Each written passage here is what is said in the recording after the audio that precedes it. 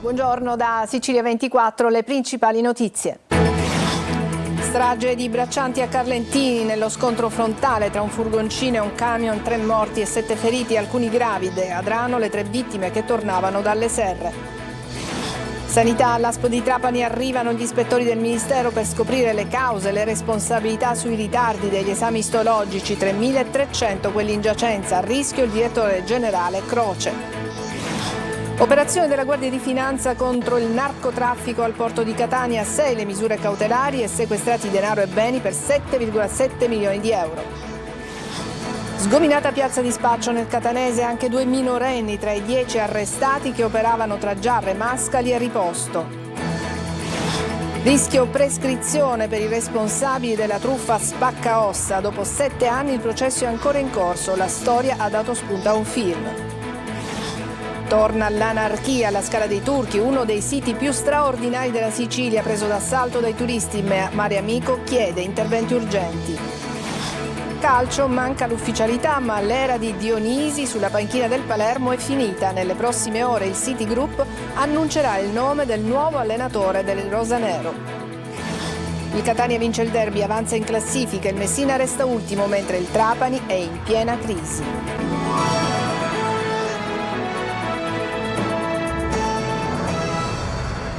Bentrovati, apriamo questa edizione con il gravissimo incidente stradale avvenuto ieri a Carlentini. Nello scontro tra 2 furgoni sono morti 3 braccianti di Adrano, tra cui un 18enne, feriti altri 7, alcuni in modo grave. Stavano ritornando a casa dal lavoro nelle serre. Francesco Aloi.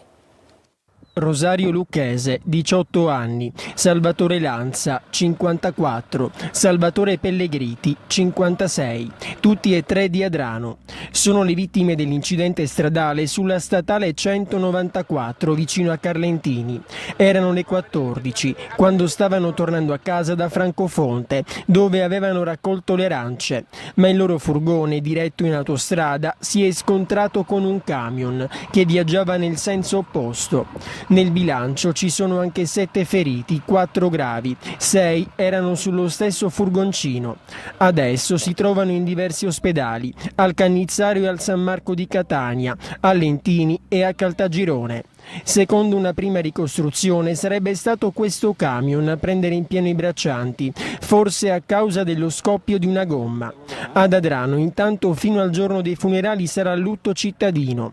È un giorno di grande dolore, commenta il sindaco Fabio Mancuso. L'amministrazione comunale, aggiunge, supporterà i familiari delle vittime in questo momento difficile. E mentre la statale 194 si conferma la strada della morte, la speranza è che il bilancio riferito ai decessi non cambi. E si aggrava anche il bilancio delle vittime sul lavoro. Ben 3 persone hanno perso la vita nelle ultime 24 ore mentre erano al lavoro. Tonino De Mana. È una strage bianca quella dei morti sul lavoro in Sicilia, che nelle ultime 24 ore conta 3 vittime. Un operaio edile di 55 anni, Antonio Longi, è morto cadendo dal tetto di una villetta a 2 elevazioni in viale Regione Siciliana a Monreale. I carabinieri hanno avviato un'indagine per chiarire le cause dell'incidente, disposta l'autopsia, e non mancano le polemiche. L'ennesima tragedia sul lavoro che distrugge un'altra famiglia e interroga tutti a soli 10 giorni di distanza dalla morte del giovane imprenditore schiacciato a Termini Imerese. Lo dice il segretario generale della Filea CGIL Palermo, Piero Ceraulo, commentando la morte di Alongi. Secondo la CGIL non c'erano misure di sicurezza. Ed un lavoratore di una ditta appaltatrice è stato trovato senza vita nel bagno di uno spogliatoio dello stabilimento di Augusta della Sonatrach Raffineria Italia. Lo rende noto la stessa azienda, che ha avvisato le forze dell'ordine, mettendosi a disposizione degli inquirenti affinché si faccia chiarezza sull'accaduto. E all'ospedale di Caltanissetta è morto Salvatore Mezzatesta, l'uomo di 75 anni che ieri era caduto dal tetto a Santa Caterina Villarmosa mentre stava facendo dei lavori in campagna. Lo scandalo nel ritardo nell'esame, nella consegna dei referti istologici. Arriveranno oggi all'Aspo di Trapani gli ispettori del Ministero della Salute. L'ispezione voluta dalla Regione ha individuato già 8 criticità nella gestione del problema, che visibilmente è stato sottovalutato, con migliaia di pazienti in attesa da mesi. Sentiamo. Attesi ieri, arriveranno oggi gli ispettori del Ministero della Salute. Ad accoglierli ci sarà il direttore generale Ferdinando Croce, che ad oggi resiste alla guida dell'ASP di Trapani, nonostante le pressioni per indurlo alle dimissioni. Il Ministero della Salute vuole conoscere i dettagli della vicenda dei ritardi nella refertazione degli esami istologici.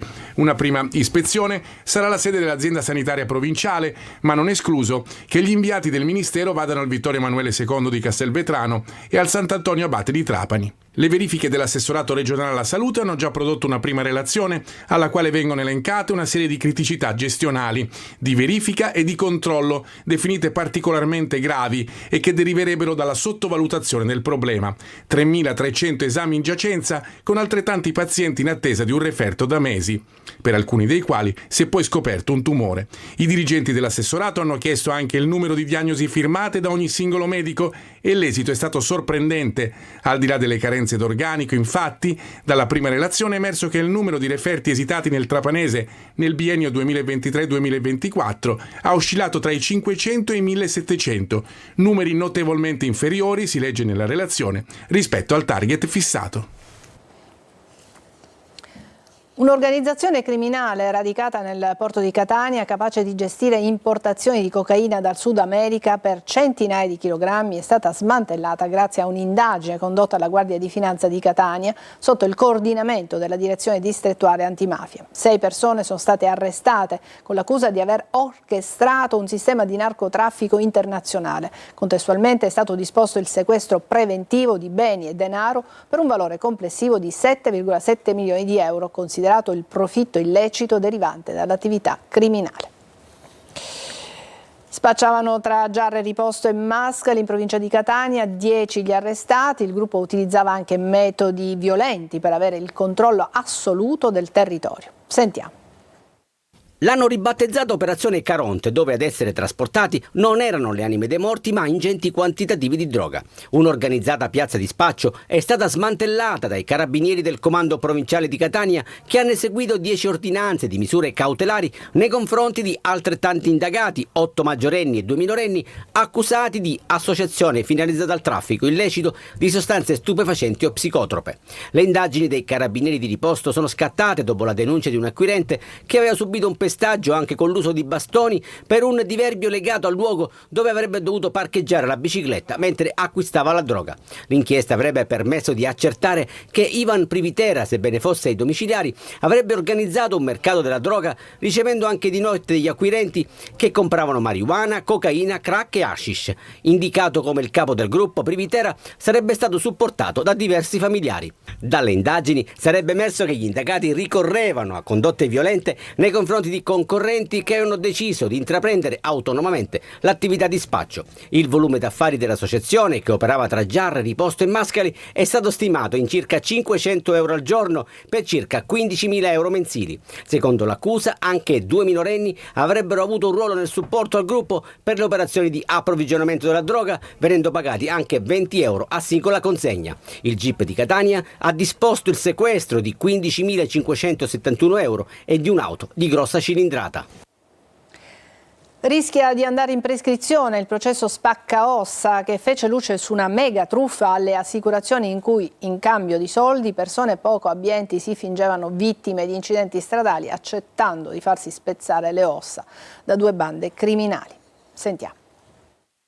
Rischia di andare in prescrizione il processo nato dall'operazione Spaccaossa, che ha dato spunto anche a un film che ha preso il titolo dal nome dell'inchiesta. L'indagine fece luce su una megatruffa alle assicurazioni per centinaia di migliaia di euro, in cui, in cambio di soldi, persone poco abbienti si fingevano vittime di incidenti stradali, accettando di farsi spezzare le ossa, appunto, da 2 bande criminali. Dalla prima inchiesta sulla truffa, che risale al 2018 e coinvolgeva 60 persone, emerse che le 2 bande avevano un vero e proprio tariffario degli infortuni. Chi si prestava a farsi spezzare un braccio guadagnava 300 euro, una gamba rotta ne valeva 500. Dai primi arresti finirono indagate le menti del raggiro, medici complici e titolari di agenzie infortunistiche. Sono trascorsi ben 7 anni, ma il processo in ordinario pende ancora in primo grado e c'è il rischio che le lesioni gravissime subite dalle vittime complici vadano appunto in prescrizione. A Palermo, nel corso dell'ennesima udienza del dibattimento, sono stati ascoltati alcuni testi. Il processo dunque è ancora lontano dalla fine. Dovranno deporre i testimoni della difesa dei 10 imputati e poi sarà la volta per le conclusioni delle parti. Per la sentenza è prevedibile che occorrano ancora mesi. Il rischio prescrizione è più che un'ipotesi. Adesso una breve pausa e poi parleremo dei cardiochirurghi pediatrici dell'ospedale di Taormina in missione in Camerun. A tra poco.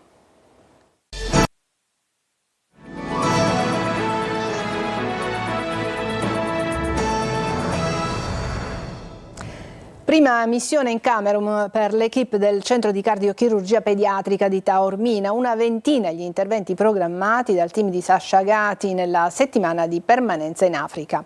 Il servizio. Nuova avventura umanitaria per i medici del Centro di Cardiochirurgia Pediatrica di Taormina, una delle eccellenze italiane della cardiochirurgia pediatrica. Il team guidato dal cardiochirurgo Sasha Gati ha avviato la sua prima missione in Camerun, portando speranza e vita a numerosi bambini affetti da gravi cardiopatie. Il team è impegnato proprio in questi giorni in una serie di interventi presso il General Hospital di Yaoundé, la capitale del paese, dove opereranno per una settimana. L'obiettivo è di offrire cure direttamente sul territorio, riducendo i disagi legati agli spostamenti e aumentando la disponibilità di interventi salvavita per i bambini del Camerun. Come vedete, insomma, ci sono tantissimi bambini, c'è una storia che ci ha colpito particolarmente, uno dei bambini che operiamo oggi, quella di Evelyn, che viene dal Gabon e che ha un difetto del cuore, per cui appunto la possibilità di vita è veramente bassa. Quindi la operiamo oggi come quasi in urgenza, siamo veramente contenti. Una missione resa possibile grazie al sostegno dell'associazione Una Voce per Padre Pio, Onlus, presieduta da Enzo Palombo, attiva dal 2008, che da sempre ha promosso missioni mediche in Africa e Asia, offrendo cura a chi ne ha più bisogno. Siamo qui per dare l'opportunità a tanti bambini cardiopatici del Camerun di avere un'opportunità di vita, un ritorno alla vita. Complessivamente l'equipe prevede di operare circa 20 bambini durante la missione, offrendo loro una concreta speranza di guarigione ed una miglior qualità della vita. 3 escursionisti minorenni rimasti bloccati per la neve in località Poggio La Caccia sul versante ovest dell'Etna sono stati messi al sicuro dal soccorso alpino della Guardia di Finanza di Nicolosi. Spaventati e infreddoliti, i 3 sono stati accompagnati fino al piazzale di Piano Fiera, da dove erano partiti, e affidati ai genitori. E adesso ci spostiamo alla Scala dei Turchi, dove è tornata l'anarchia, è stato preso d'assalto dai turisti. Mariamico, con una lettera al prefetto di Agrigento, chiede interventi urgenti. La Scala dei Turchi a Realmonte nuovamente presa d'assalto dai turisti in modo completamente abusivo, con gravi rischi per la sicurezza e per la tutela del patrimonio naturalistico. Il principale problema riguarda la totale assenza di sorveglianza e il mancato rispetto delle regole di contingentamento per i visitatori. Una cartolina nella zona ovest della Scala dei Turchi, dichiarata inagibile perché a rischio crollo, invasa da ignari turisti senza che nessuno intervenisse per fermarli.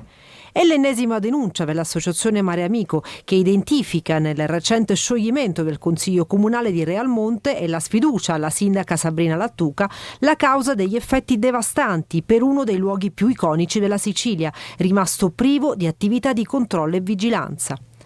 A fronte di questa situazione allarmante, Mare Amico ha inviato una lettera al prefetto di Agrigento e all'assessore regionale al territorio e ambiente, chiedendo un intervento urgente per ripristinare la gestione responsabile del sito. L'obiettivo è riprendere il percorso di tutela e valorizzazione per garantire la sicurezza dei visitatori e la conservazione di uno dei luoghi più straordinari della Sicilia. Adesso ancora una breve pausa e poi il calcio, parleremo del Palermo. Sono ore cruciali per conoscere l'allenatore che sostituirà Dionisi e poi ancora del derby Catania-Messina. A tra poco.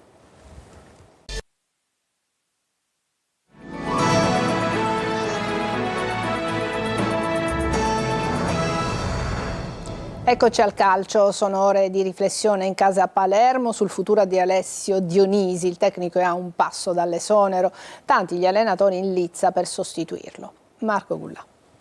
Alessio Dionisi, a meno di clamorosi colpi di scena o ripensamenti, sarà esonerato. Dopo la sconfitta eterna rimediata con la Cremonese, il club rosanero, approfittando della sosta di campionato, ha deciso quindi di esonerare Dionisi. La piazza chiedeva un cambio da tempo, ma il City Group ha sempre confermato l'allenatore, non supportato però dai numeri. Il Palermo è nono, fuori dalla zona playoff, gli obiettivi prefissati erano ben altri. Dopo un'attenta riflessione si sta procedendo con l'esonero. Al posto di Dionisi potrebbe arrivare Gianni De Biasi, allenatore esperto con un passato a Palermo ma da calciatore. Ma De Biasi è una delle ipotesi, non solo lui. Tra i papabili per prendere il posto di Dionisi ci sono anche Andreazzoli, Gilardino, Liverani, Ballardini, Vivarini e Aquilani, allenatori esperti che vogliono tornare ad allenare e accetterebbero volentieri di rimettersi in gioco anche a campionato in corso. Il Palermo ufficializzerà la decisione solamente dopo aver trovato il nuovo allenatore, che potrebbe essere in città per la ripresa degli allenamenti fissata per mercoledì.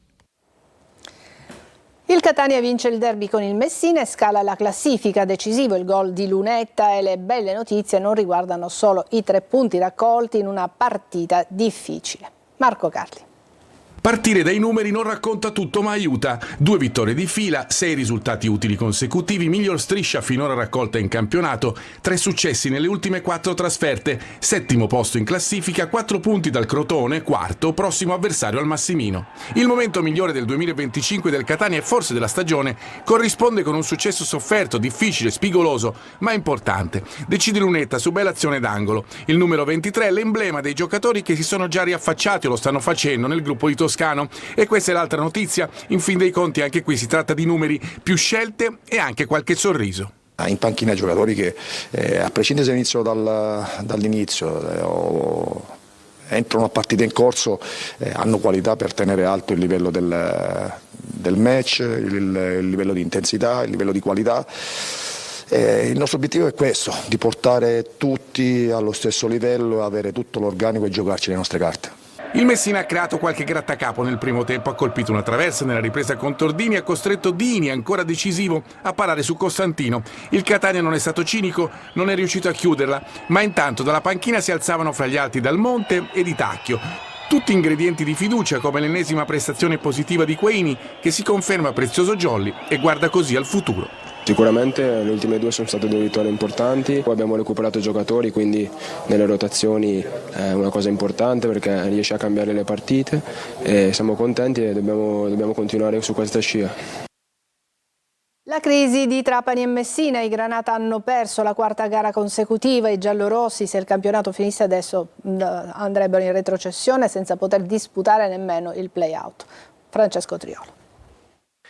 2 siciliane in crisi, ma 2 crisi profondamente diverse, quelle di Messina e Trapani, perché se da un lato c'è quella sportiva che accomuna entrambe in questa fase del campionato, il Messina, deve far fronte anche a quella societaria che mette a serio rischio persino la sopravvivenza stessa del club.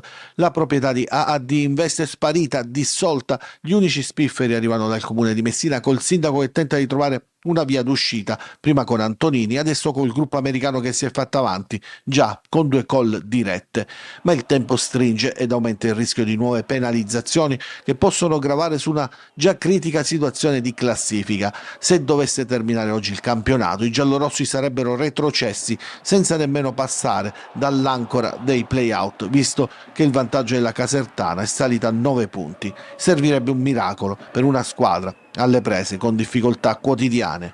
Rappresentiamo una città bellissima che trasuda calcio, che ha una passione incredibile, infatti per questo speriamo che le istituzioni ci aiutino a rimettere questa situazione a posto a livello societario, perché noi sul campo purtroppo ci mancano 13 punti e sono tanti che ci hanno tolto, ma combatteremo e daremo l'anima fino all'ultimo secondo delle possibilità che abbiamo. La quotidianità è pagare gli affitti e quello che ti manca e i punti tolti, e quindi la quotidianità dei ragazzi è caratterizzata da queste cose qui. Se il Messina non vince da 7 giornate non sta meglio il Trapani, che ha perso le ultime 4 partite, l'ultima in casa col Giuliano. L'esclusione di Turris e Taranto ha acuito la situazione in classifica, con i Granata sempre più distanti dalla zona play-off. Nelle ultime 6 partite la squadra di Torrente ha realizzato appena 2 reti, una nel vittorioso derby di Messina, una ininfluente proprio ieri contro il Giuliano. Troppo poco per le ambizioni di inizio campionato del presidente Antonini. Ci fermiamo qui, è tutto per questa edizione di Sicilia 24. Grazie per averci seguito, buona giornata, vi lascio alla rassegna stampa curata questa mattina da Marco Carli.